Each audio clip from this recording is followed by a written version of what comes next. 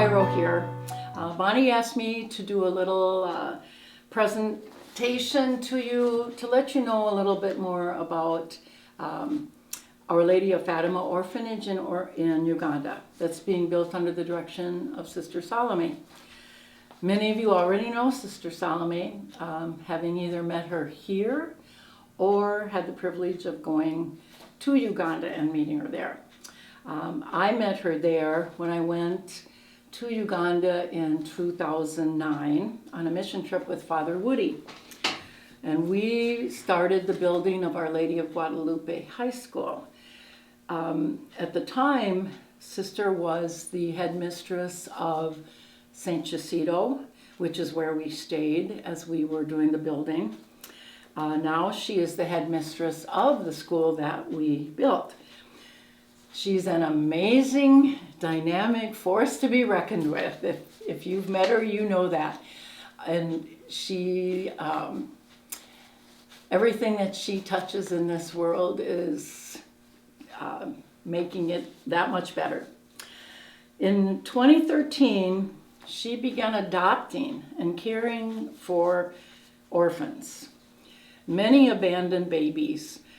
If you remember, Martha Opelt's daughter Heather adopted 4 children from Uganda, and the youngest of them, Grace, was a baby that was found under a tree in Uganda, which is kind of, sadly to say, kind of a typical thing. People put them under this particular tree and just assumed that somebody was going to find them and take care of them. So along with abandoned babies, she's adopted other children also. So now she's up to 26 children.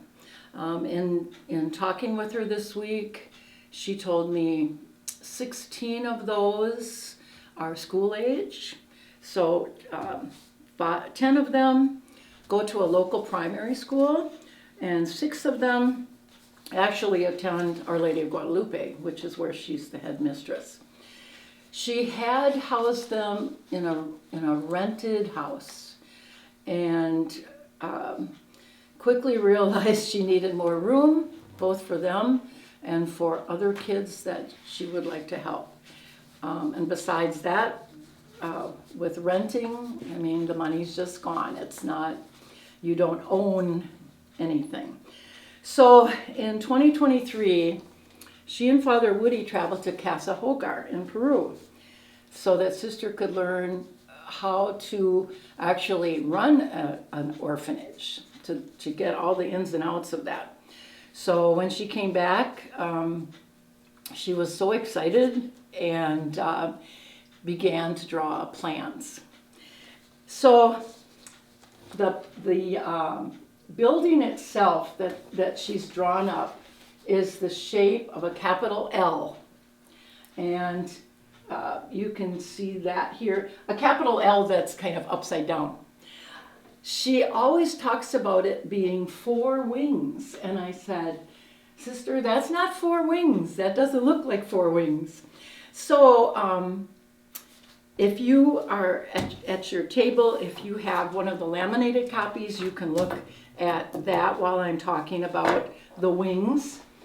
The wing that's outlined in orange is the wing that is done. That's wing 1. And we'll come back to that and talk about it in a little bit. The wing outlined in purple is wing 2, and that's the one that we are trying to get money to build now. Then Sister's plan is that there will be a second story to this. So wing 3 will be built on top of wing 1, and wing 4 will be on top of wing 2. So that's where she comes up with for 4 wings. So as you look in wing 1, you'll see it's made up of all bedrooms and what Sister calls a lounge, which would be kind of like a little living room for them. And that wing is 44 feet by 30 feet. And my husband says that's the size of our shed that we park things in. So it's not that big. when I looked at the kind of blueprint, and they had drawings of beds in there, and I asked Sister, do the kids really have a bed, an actual bed? Because that's kind of unusual in Uganda. When Mary Hartung went on her mission trip, one of the things that they did was take beds and mattresses around to the villagers. And this picture that Mary took, and it's over in the basement of the church, is a lady who received a bed for the first time in her life and was just overwhelmed by that. So Mary captured that on her camera, on her phone actually. And you can see she's not a young lady. And so to receive a bed was a pretty big deal. So Sister said they have old bunk beds, and I know the girls at St. Jacinto's had bunk beds, so I imagine they probably took some of those, and they do have a mattress, but Sister said those are in kind of bad shape because a lot of the little ones are still bedwetters, and so those mattresses are not in too good a shape. I asked if there were closets. They don't have a great amount of clothing, but she said no, there are no closets, but her exact words were, I always keep some totes left behind by the bazunga. The bazunga, that's us, the white people that come. So 3 kids share a tote that we would have brought things there, clothing and shoes and different things, and we leave some of those totes there. So that's where they put their clothes. When the foundation was poured, her builder very wisely told her she should pour the foundation for wing 1 and 2 at the same time. He said if you waited and poured the one for 2, you would probably have a crack developing between your 2 wings. So that's what she did. And the ground, if you look on the other side of your laminated sheet, the ground is sloping where the orphanage is. And so he recommended to her, rather than pay for a lot of dirt to come in to fill that all in, he said, why don't you do a basement there so you've got some storage space?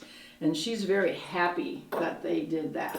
Now in this picture, this is the part where the kids are living right now. It isn't finished on there, but it is finished. They do have windows and doors and everything now. So going back to the blueprint side, you'll see that wing 2 has a cooking area and a dining area. And this little part right here will be where the stairway is eventually. That'll take you up to the 3rd and 4th wings. Also in wing 2 is another bedroom. And across from the bedroom, I thought, what is that? And I said to Sister, is that a bathroom? And she said, yes.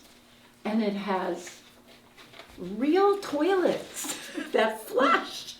And I said, you mean, Sister, you mean just it's a commode that you sit on and then the waste goes down into a pit like the old outhouse.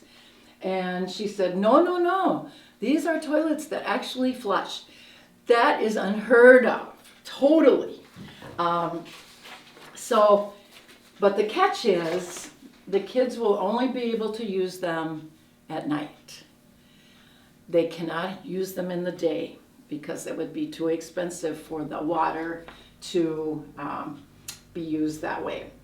There are little sinks right here so they can wash their hands and brush their teeth right there. Right now they have to use a pit latrine. And if you've ever been to Uganda, basically you just squat over a hole. And that's what they'd be using during the daytime. And Martha, in talking with Martha Opelt, she said she remembers very clearly Jada and Vincent and Joy telling her how scared they were at night to go out to a pit latrine and go to the bathroom. And so they would rather wet their bed, wet their clothes, than to go out there and be out in the dark. So once we get this part built, the kids will have a place that they can go to at night and not have to go out to the latrine. I asked her if they had showers in here, and she said her words were, no showers. The kids would spoil a lot of water if we put showers on them. So they'll bathe in a little basin like we did when we were there. When you look at this side, this little yellow can here is how they carried water and how we carried water when we were there. They're called a jerry can. Water is so precious and can't be wasted. So they will not have showers. Each wing, Sister says, costs $40,000. And I asked her how she got the money for the first wing. Becca Ryder, Jeff Ryder's daughter, Carol Ryder's granddaughter, raised $37,000 on her own. She was only 18 years old when she did this. Through her church and her friends. Amazing. And then a group of ladies from Toma that are really connected with Sister, led by Jen Parker, if you know the story of Jessie Parker at all. They raised about $15,000, and that helped get this basement part put in. And there's also a perimeter wall that you don't really see for safety. They always have to have a wall around their complex. So then I asked if she had any of the next $40,000 for Wing 2. And her exact words were, not yet, Kay. I didn't even know where and how to start raising it. So I was praying to God. So that brings us to now. My plea in the bulletin raised $1,960. Thank you. Thank you, thank you for all who donated to that.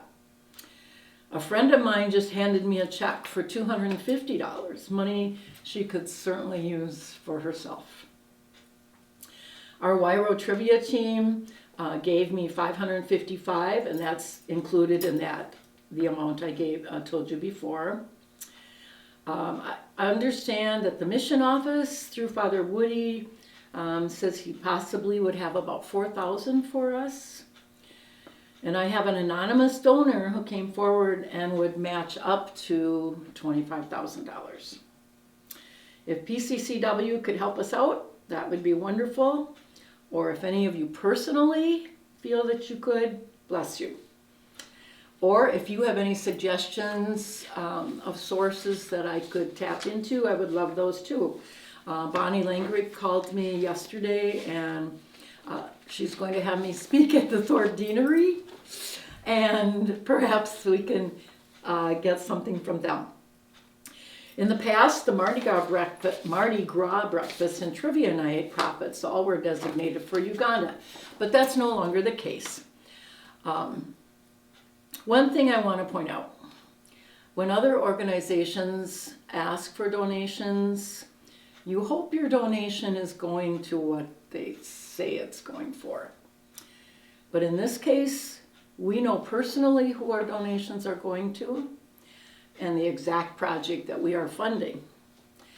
So we can trust that. I did ask Sister if she has a plan in her head for what's going to happen when she can no longer run this. And she said, oh yes. She said, Kay, I plan in hopefully 5 years to turn it over to the other sisters in my order, and they will run it. So there is a plan. So that's it. I hope I've answered a lot of your questions. If you have questions, I'll be around this coming weekend, and if you see me, I'd be happy to answer anything and clear things up for you. So thanks for listening.